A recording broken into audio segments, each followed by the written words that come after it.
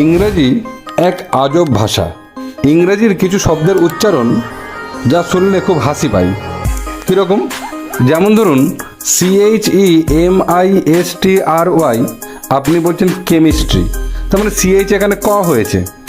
কিন্তু যদি আপনাকে বলা হয় CHOPRA, কি হবে? তখন আপনি বলবেন কোপরা, তখনই বলা হবে ভুল, কারণ CHOPRA এর উচ্চারণ হবে চোপড়া, অর্থাৎ এখানে CH হয়ে গেল চ।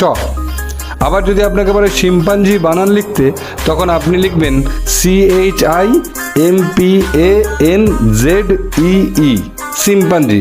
তাহলে এখন আবার CH হয়ে গেল স। তাহলে একবার CH হলো ক, একবার হচ্ছে চ, আর একবার হচ্ছে স। শুধু তাই নয়, CUP কাপ, আবার CELL সেল, একবার C ক হচ্ছে, আবার একবার C স হচ্ছে।